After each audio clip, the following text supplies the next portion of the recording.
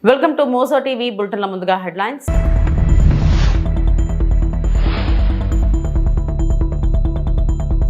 పోలవరం ప్రాజెక్టును సందర్శించిన సీఎం చంద్రబాబు.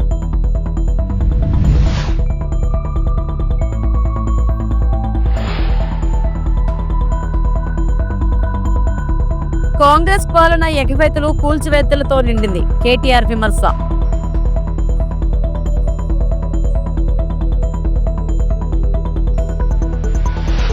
తిరుమల శ్రీవారి సేవలో Meenakshi Chowdary, Aishwarya Rajesh.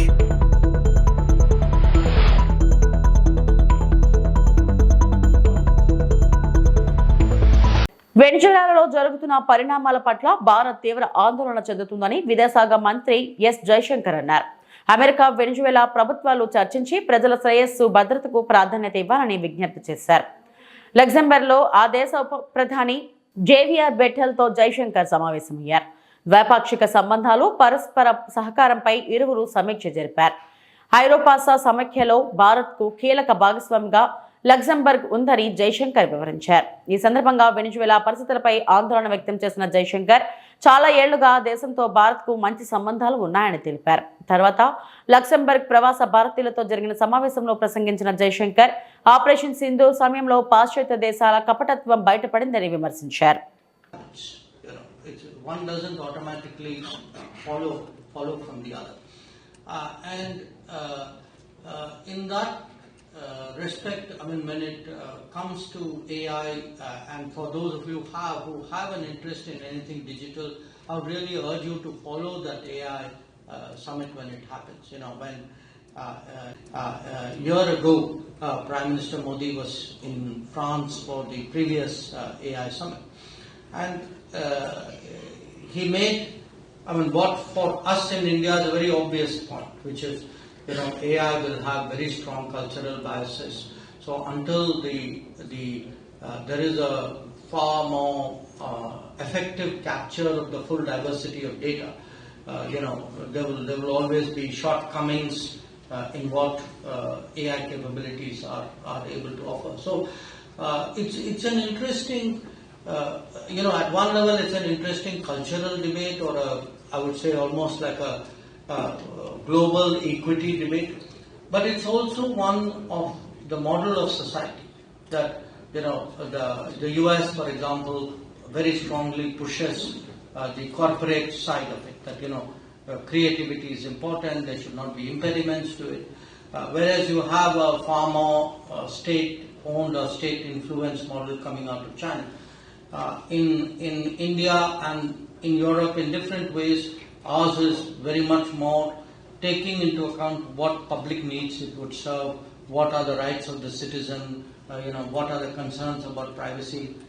These will all be issues.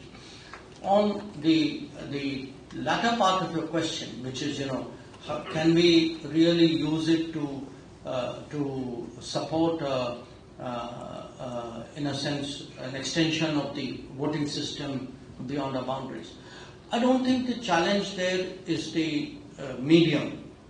I think the issue there is, first, we need a kind of a consensus or a policy decision, whether actually voting would be extended beyond the boundaries of India, and in which case, who then is eligible. Because you know, often people leave the shores of India. Now, whether they retain their nationality or don't, whether they declare it or don't, whether you know, others claim to be Indians or not. I mean, it's far more complex than purely finding a technical fix for a particular right. We've had this debate a generation ago, at the beginning of this century, tail end of the last one. At that time, the feeling was that the OCI. ముఖ్యమంత్రి చంద్రబాబు పోలవరం ప్రాజెక్టును సందర్శించారు. నిర్మాణ పనుల పురోగతిని CM అడిగి తెలుసుకున్నారు. Coffer dam, ఈసీఆర్ఎస్ఎఫ్ gap 1-2 పనుల వివరాలపై అధికారులను అడిగి తెలుసుకున్నారు. అంతకుముందు ఏరియల్ వ్యూ ద్వారా ప్రాజెక్టు పరిసరాలను సీఎం పరిశీలించారు. చంద్రబాబుకు మంత్రి నిమ్మల రామానాయుడు, పలువురు ఎమ్మెల్యేలు, ప్రజాప్రతినిధులు ఘన స్వాగతం పలికారు.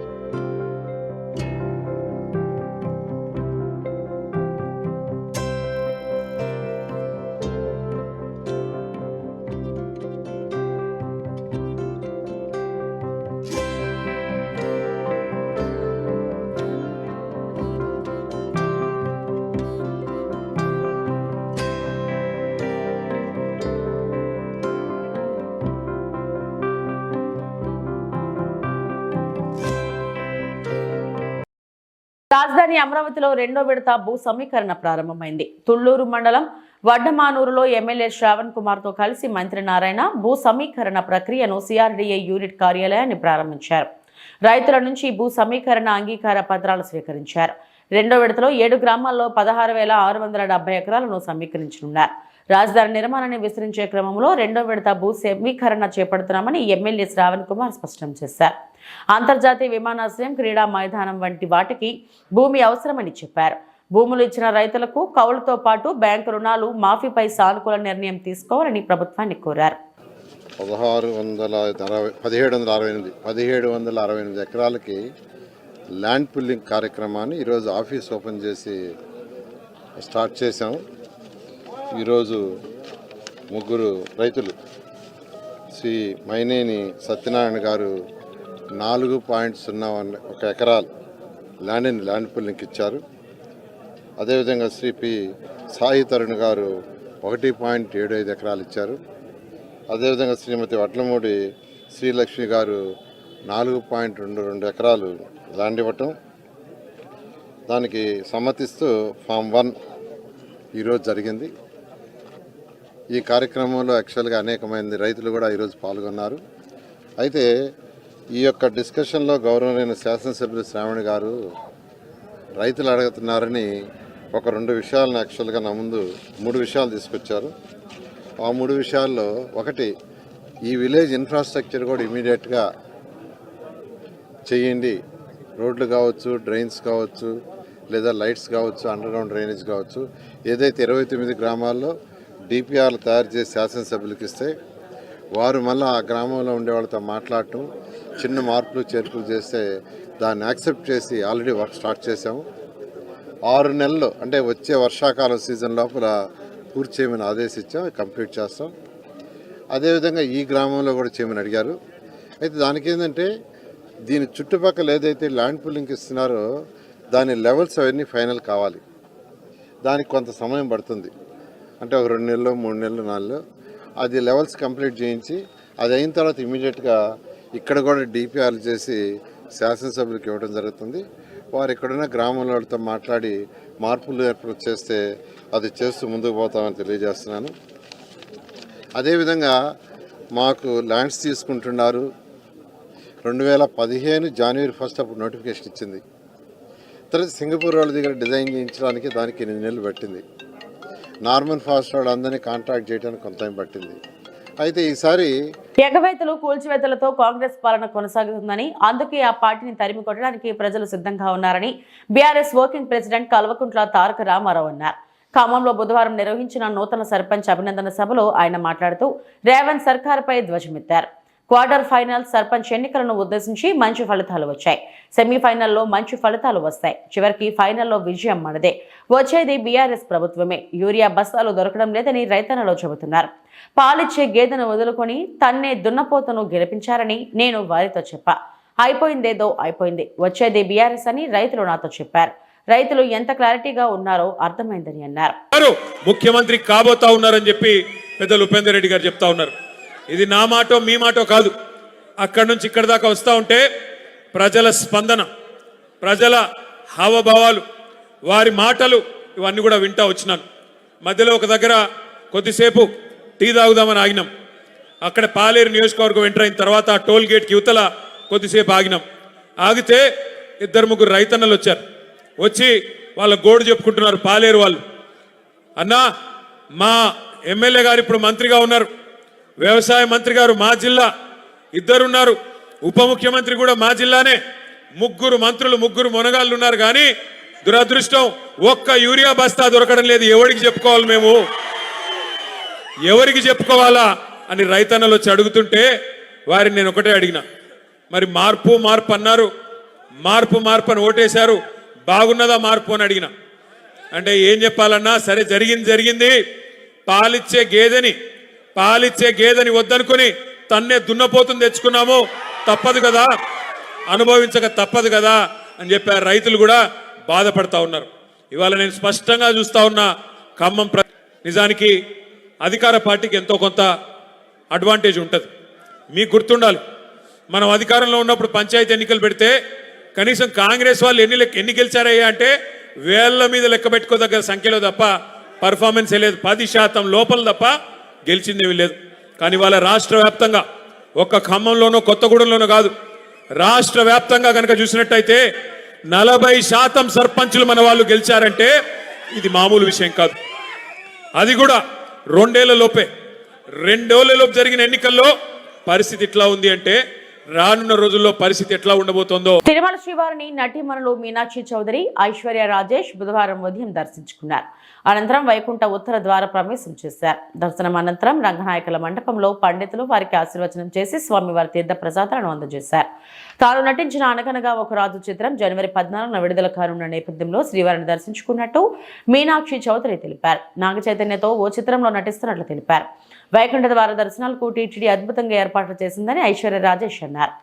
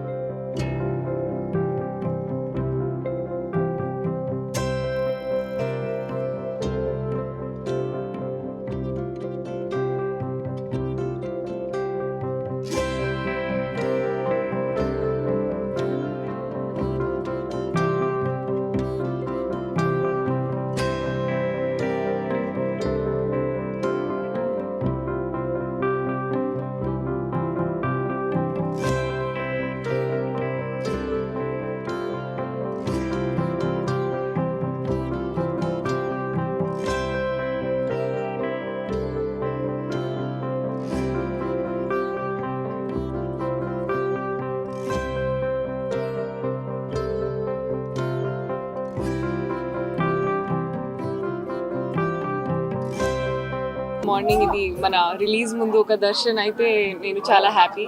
అండ్ 14th January రిలీజ్ ఉంది అనగనక ఒక రాజు థియేటర్స్లో. సో చాలా చాలా హ్యాపీ, చాలా సంతోషంగా ఉంది తిరుపతికి రావడం. ఇక్కడ వెంకటేశ్వర స్వామి దర్శన్ తర్వాత మన రిలీజ్కి ఒక ఫుల్ జోష్తో చేస్తే నేను చాలా హ్యాపీ. సో మీరు కూడా చూడండి సినిమాస్లో. Thank you. హ్యాపీ సంక్రాంతి. మీ అందరికీ సంక్రాంతి శుభాకాంక్షలు.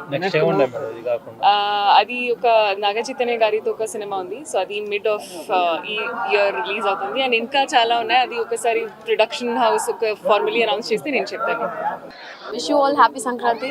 చాలా మంచి దర్శనం అయింది. టీటీడీ వాళ్ళు మంచి దర్శనం అరేంజ్ చేశారు. వైకుంఠ ఏకాదశి రేపుతో క్లోజింగ్. సో చాలా సంతోషంగా ఉంది ఈ రోజు వచ్చిన దానికి. నాతో పాటు మీనాక్షి కూడా వచ్చింది, చాలా సంతోషం. అండ్ అన్ని సంక్రాంతి సినిమాలకి wishing you all the best and success. Thank you. చాలా ఉన్నాయి, వస్తాయి ఈ ఇయర్ వచ్చినప్పుడు చూడండి. రాయలసీమ ప్రాజెక్టులపై చంద్రబాబు కుట్రలు చేస్తున్నారని వైఎస్ఆర్సీపీ రాష్ట్ర ప్రధాన కార్యదర్శి సతీష్ రెడ్డి మండిపడ్డారు. బుధవారం ఆయన మీడియాతో మాట్లాడుతూ సాగు నీటి ప్రాజెక్టులన్నీ చంద్రబాబు మూలన పెట్టారని ఆగ్రహం వ్యక్తం చేశారు. గతంలో చేసిన పనులకు బిల్లులు మంజూరు చేశారు. కమిషన్ల కోసమే 8,000 కోట్ల బిల్లులు ఇచ్చారు. అంతే తప్ప ప్రాజెక్టుల నిర్మాణానికి నిధులు మంజూరు చేయలేదని సతీష్ రెడ్డి పేర్కొన్నారు. నిన్న ఆంధ్రప్రదేశ్ నీటి వనరుల శాఖ మంత్రులు రామానాయుడు గారు మాట్లాడుతూ రాయలసీమకు సంబంధించినటువంటి నీటిపారుదల శాఖ ప్రాజెక్టుల గురించి కొన్ని విషయాలు పత్రికాముఖంగా చెప్పారు. ఈ సందర్భంగా నేను రామానాయుడు గారిని కొన్ని ప్రశ్నలు అడగదలుచుకున్నా. సార్, నిన్న మీరు కూర్చొని మీ ప్రభుత్వం వచ్చినప్పటి నుంచి, అంటే 2024లో తెలుగుదేశం పార్టీ కూటమి ప్రభుత్వం వచ్చినప్పటి నుంచి రాయలసీమ ప్రాజెక్టుల కోసం 8,000 కోట్లు మీరు ఖర్చు పెట్టామని మీరు చెప్తున్నారు. ఈ విషయం పైన ఒక ఆల్ పార్టీ మీటింగ్ పెట్టుకొని లేకుంటే అన్ని పార్టీలకు సంబంధించినటువంటి ప్రతినిధులు తీసుకొని మీరు ఏ ఏ ప్రాంతాల్లో ఈ డబ్బులు ఖర్చు పెట్టారో చెప్పేదానికి మీరు సాహసిస్తారా అని చెప్పి నేను అడుగుతున్నా. మీరు 8,000 కోట్లు ఖర్చు పెట్టింది, 8,000 కోట్లు పేమెంట్ చేసింది గతంలో పనులు చేసేటువంటి కాంట్రాక్టర్లకు ఎవరెవరైతే మీకు కమిషన్లు ఇస్తారో మీ కమిషన్లు నింపుకుండేదానికి మీరు పేమెంట్లు ఇచ్చారు తప్పితే ఆన్ గోయింగ్ ప్రాజెక్ట్స్ ఒక్క ప్రాజెక్ట్ను కూడా మీరు చేయడం లేదు. ఒక్క హెచ్ఎన్ఎస్ఎస్లో లైనింగ్ తప్పితే. మరొకసారి చెప్తున్నాను రామానాయుడు గారు, రాయలసీమలో జరుగుతున్నటువంటి అన్ని ప్రాజెక్టులు మీ ప్రభుత్వం, మీ కూటమి ప్రభుత్వం వచ్చినప్పటి నుంచి నిలబడిపోయినాయి. మీరు సంసిద్ధత వ్యక్తం చేస్తే మా పార్టీతో పాటు ఈ రాష్ట్రంలో ఉన్నటువంటి ఇతరత్ర పార్టీ నాయకులందరినీ కూడా పిలిచి ఒకసారి పిలుచుకొని పోవాలని చెప్పి నేను కోరుకుంటున్నా. కేవలం టీడీపీ కార్యకర్తలను రెచ్చగొట్టడమే లక్ష్యంగా అనంతపురం అర్బన్ ఎమ్మెల్యే దగ్గుపాటి వెంకటేశ్వర ప్రసాద్ వ్యవహరిస్తున్నారని అనంతపురం నగర మేయర్ మొహమ్మద్ వసీం సలీం తీవ్ర ఆరోపణలు చేశారు. 40 ఏళ్ల రాజకీయ సుదీర్ఘ చరిత్ర కలిగిన అనంత వెంకటరామరెడ్డి ఏనాడు భూ కబ్జాలకు పాల్పడలేదన్నారు. అవినీతి అక్రమాలకు ఏనాడు పాల్పడలేని విషయాన్ని గుర్తుంచుకోవాలన్నారు. 18 నెలల కాలంలో అనంతపురం నగరంలో జరుగుతున్న వ్యవహారాలపై ప్రజలు పూర్తిగా విసిగిపోయారని మండిపడ్డారు. నగరానికి నగర పరిధిలో ఉన్న పంచాయతీలకు ఏమి చేశారని సూటిగా ప్రశ్నించారు. కనీసం నిధులను తేవలేని పరిస్థితి ప్రస్తుతం కొనసాగుతుందని అన్నారు. మేయర్ వసీం గత వైసీపీ ప్రభుత్వంలో ఇచ్చిన హామీలన్నీ అమలు చేసిన ఘనత వైఎస్ జగన్మోహన్ రెడ్డికే దక్కుతుందని మైనారిటీ విభాగం జిల్లా అధ్యక్షుడు సైఫుల్లా బేగ్ స్పష్టం చేశారు. రానున్న మున్సిపల్ ఎన్నికల్లో వైసీపీ ప్రభుత్వం చేసిన అభివృద్ధి మమ్మల్ని గెలిపిస్తుందని సైఫుల్లా బేగ్ అన్నారు. వైసీపీ ప్రభుత్వ హయాంలోనే అనంతపురం నగరంలో అభివృద్ధి జరిగిందన్నారు. మొన్నటి రోజు మనం చూసుకుంటే దాదాపుగా ఒక వారం 10 రోజుల నుంచి స్థానిక ఎమ్మెల్యే దగ్గుపాటి వెంకటేశ్వర ప్రసాద్ గారు అనేక కార్యక్రమాలు చేస్తున్నారు. హడావుడి చేస్తున్న విషయం కూడా అందరికీ తెలిసినదే. అందులో భాగంగా ఆయనకు అలవాటే ముందు నుంచి కూడా వైఎస్ఆర్సీపీ నాయకులపైన బురద చల్లడం, వైఎస్ఆర్ కార్యకర్తలపైన కావచ్చు, నాయకులపైన కావచ్చు, అదే అందరిపైన కూడా ఏ కార్యక్రమంలో పోయినా కూడా బురద చల్లే విషయం మనం గత 18 నెలల కాలం నుంచి చూస్తున్న విషయం కూడా అందరికీ చూసిండదే. ఈ మధ్యకాలంలో ఆయన వైఎస్ఆర్సీపీ నాయకులు కావచ్చు, కార్పొరేటర్లు కావచ్చు, మా జిల్లా అధ్యక్షుడు అనంత వెంకటరామరెడ్డి గారు కూడా బురద చల్లే కార్యక్రమాలు చేస్తున్న విషయం కూడా ప్రతి ఒక్కరు కూడా గమనించాలని తెలియజేస్తున్నాను. ముఖ్యంగా ఆయన వారి కార్యకర్తల్లో ఉత్సాహం నింపడం కోసం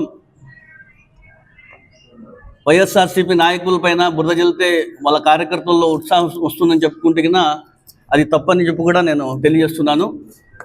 మీరు ఏమైనా చేస్తే మంచి కార్యక్రమం చేయండి. మంచి చేస్తే ప్రజల్లో కూడా అదేవిధంగా మీ కార్యకర్తల్లో కూడా ఉత్సాహం వస్తుందని చెప్పి కూడా నేను పదేగా ఆయన కూడా తెలియజేస్తున్నాను.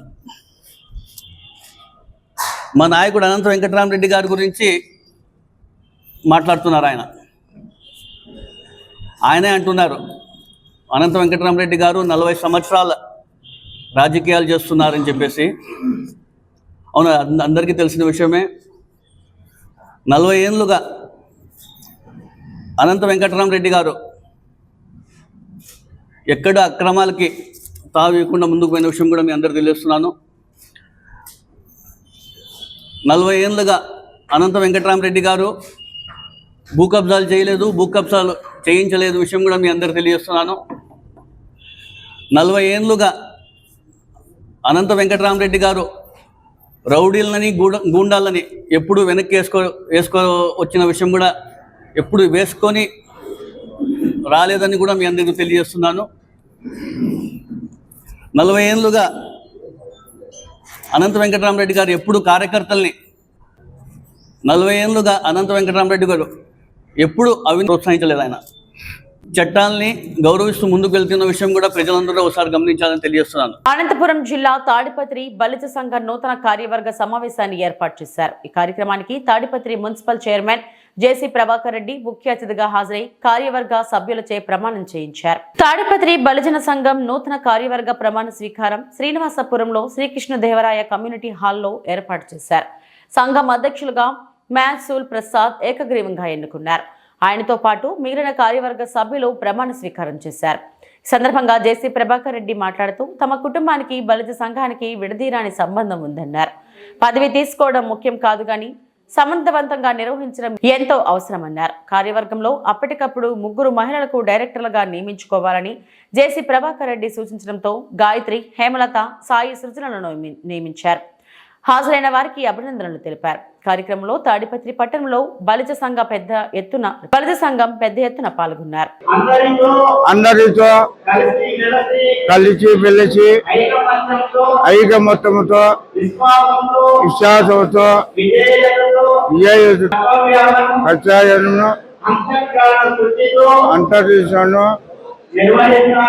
నిర్వహించడాన్ని పక్షపాతం కానీ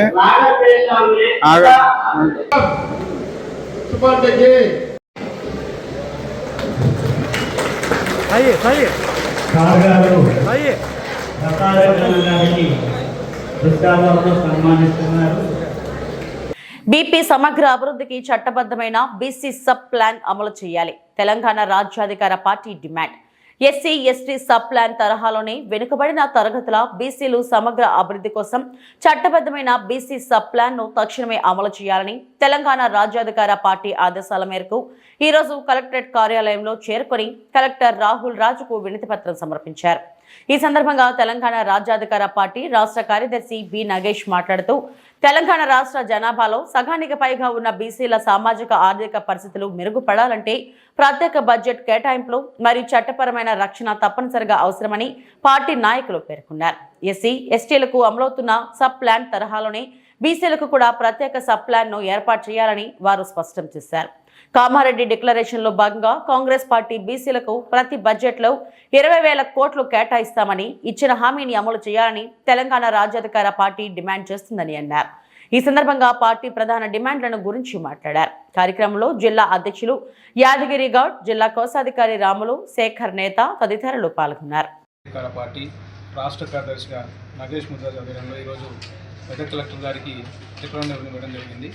దాంట్లో భాగంగా బీసీలకు కేటాయించిన బడ్జెట్ బీసీలకే ఇవ్వాలని చెప్పేసి డిమాండ్ చేస్తూ ఉన్నాం. బీసీ యువతకు ఎక్కడైతే యువకులు నిరుద్యోగులు ఉన్నారు కదా, వాళ్ళకు కూడా వృత్తిపరంగా డిమాండ్ లేకుండా సబ్సిడీ కూడా కల్పించాలని చెప్పి మేము చెప్తా ఉన్నాం.